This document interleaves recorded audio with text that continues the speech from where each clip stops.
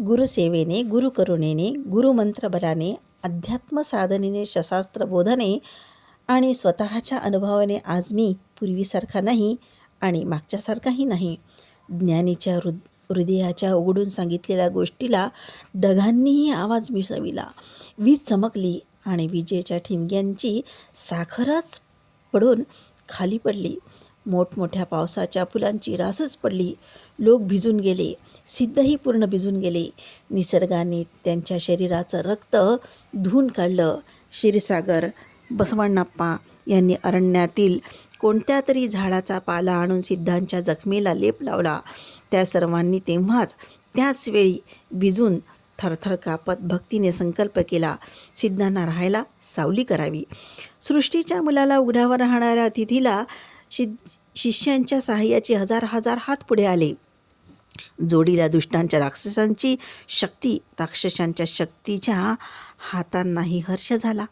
युगायुगापासून चालत आलेल्या महापुरुषाच्या इतिहासाची ही कथा असू द्या.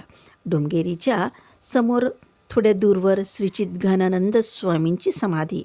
त्या समाधीच्या आजूबाजूला झाडं झुडपं कुट्यांचं साम्राज्य. त्या चिद्घानानंदाच्या पुण्यतिथीच्या आदल्या दिवशी 4-8 लोक आले होते. सिद्ध नेहमीसारखे समाधीच्या बाजूला झोपले होते. येणाऱ्यांना आश्चर्य वाटलं. आकाशातील नक्षत्र सुटून जमिनीवर झोपल्यासाठी सारखे किती सौंदर्य, किती तेज. ते सगळे दगडासारखे उभे राहिले. त्यातील एक वृद्ध म्हणाला, तुम्हाला आठवत आहे का? म्हणजे काय? कुठली आठवण? कुठलं स्मरण? तेच ते चिद्घानानंद यांनी समाधी करायच्या आधी सांगितलं होतं ते. माझी समाधी त्या होबडीतल्या दत्तात्रय मठाच्या आवारात करू नका, डोंगेरीच्या बाजूला करा, असं चिद्घानानंद स्वामींनी सांगितलं होतं. सगळ्यांना आश्चर्य. का बरं? तर तिथे एक शिवयोगी येणार आहे, तिथं थांबणार आहे. ते एक मोठं क्षेत्र होणार आहे. तो रोज माझ्या समाधीवर झोपणार. रोज तिथे वेदघोष मंत्रघोष ऐकू येतील. पुढे मोठे पुण्यक्षेत्र होईल. म्हणून माझी समाधी तिथेच करा असा चिद्घानानंद स्वामींनी हट्ट केला होता. त्याप्रमाणे त्यांची समाधी तिथेच केली. ते आम्हालाही माहीत आहे. सोड. म्हणून आज पुण्यतिथीच्या निमित्ताने मंडप घालून यावं म्हणूनच आलो आहो ना आपण. पण ते सगळं तुला आत्ता का आठवलं? एकाने विचारलं. का आठवलं? तर त्या समाधीजवळ झोपलेल्या त्या साधूला पाहून आठवलं. चिद्घानानंदांनी सांगितलेले शिवयोगी हेच असावे. पहा, त्यांच्या मुखावर ब्रह्मतेज कसं उसळून येत आहे. त्या स्वामींच्या इच्छेने हा साधू भविष्यकालाचं साकार रूप झाला आहे. अशा चिद्घानानंदाच्या भविष्यवाणीला लोक बहिरे झाले होते. त्या वृद्ध साधूच्या जोरात आलेल्या श्वासांनी सिद्धांना थोपटून उठवलं. सिद्ध उठून बसले. समाधीला नमस्कार करून उठले. तिथे अपरिचित मुख पण टकमक पाहत होते. आलेल्यांनी त्यांना हात जोडून आल्याचा उद्देश सांगितला. सिद्ध हसून, ठीक आहे, चिद्घानानंद संकल्पक शक्तीचा जय हो दे, असं सांगून उठून दुसरीकडे जाऊन बसले. समाधीच्या बाजूला 4 खांब उभे केले. झाडं झुडपं काढून खड्डे समान करून जागा स्वच्छ केली. मंडपाला तोरण बांधलं. समाधीच्या आजूबाजूची स्वच्छता केली. त्यावेळी भक्तांनी बैलगाडीत नारळाच्या फांद्या, केळीच्या फांद्या आणल्या होत्या. सिद्धांचा वृत्तांत ऐकून संदेह निवारण करायला चिद्घानानंदांनी सांगितलेले शिवयोगी हेच या दृढनिश्चयाने त्यांच्या भक्तीला पालवी फुटली. मंडपाला नारळाच्या फांद्या लावल्या. आजूबाजूला फांद्या लावून जागा चांगली केली. उघड्यावर राहणाऱ्या बाळाला सृष्टीने लोकांकडून पानाचं घर बांधलं. दुसऱ्या दिवशी भक्तांना आमंत्रण दिलं. सगळ्यांनी मिळून पूजा, ध्यान, होम, जप, भोजन केलं. चिद्घानानंदांची पुण्यतिथी त्या उघड्यावर राहणाऱ्याला त्या सिद्धारूढांना अरण्यात पर्णशाळा बांधून दिली. चिद्घानानंदाचं भविष्य सफल झालं होतं. लोकांचा संकल्प पूर्ण झाला होता.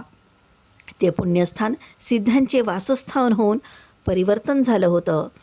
त्या ब्रह्मांडाचा अग्निगोळा लपवून ठेवणं साध्य आहे का? त्यांच्या झळांच्या कल्पनेच्याही पलीकडे होते. भक्तांना, सज्जनांना शक्य आहे का? भावुकाला, मुमुक्षूला ती झळ लागली आणि ते आकर्षित झाले.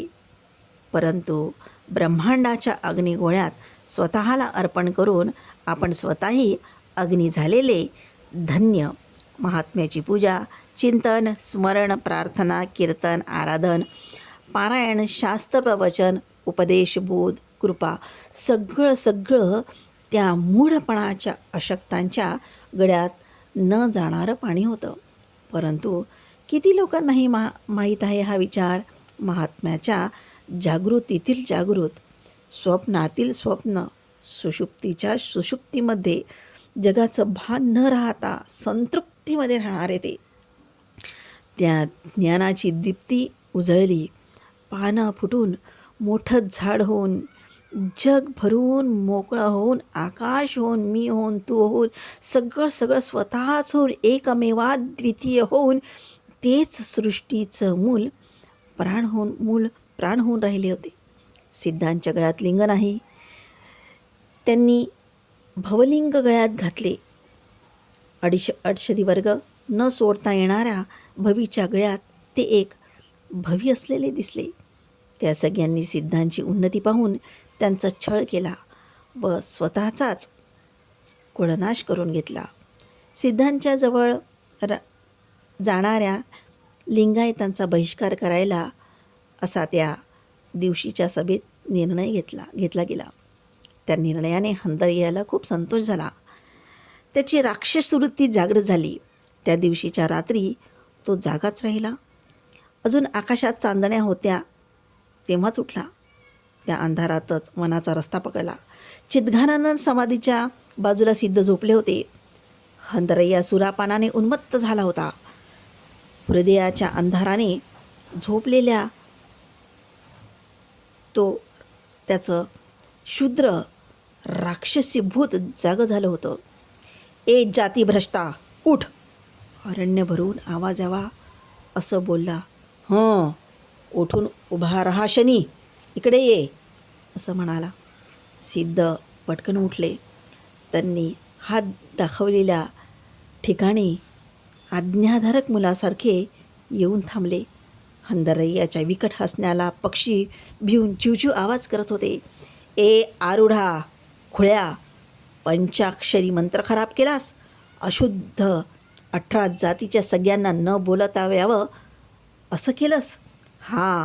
मुढा, तुला शिक्षा दिली नाही तर मी हंदरय्याच नाही. त्याची शूद्र प्रतिज्ञा भयंकर झाली होती. तो दुष्ट वाकून आपल्या पायातील चप्पल काढून सिद्धांच्या डोक्यावर ठेवत म्हणाला, या चपला खाली पडू देऊ नकोस, बिलकुल हलू नकोस, थांब. खाली पडली तर तुझं मडच खाली पडणार असं समज. असं सांगून आपण जवळ जाऊन दगडावर बसून बिडी पीत, दारू पीत, आपण आसुरी आनंद घेत सिद्धांना पाहत बसला. दुसऱ्या दिवशी लोकपूज्य होणारे, रत्नकिरीटीने सुशोभित होणारे सिद्ध तेव्हा त्या मदांधाच्या मदोन्मत्ताच्या चपला डोक्यावर घेऊन न हालता थांबले होते. श्वास घेणं कठीण होत होतं, तरी श्वास न घेता खूप वेळेपर्यंत श्वास रोखून थांबले होते. अंतर्मुख झालेले ते बाह्य प्रज्ञा त्यांना नव्हती.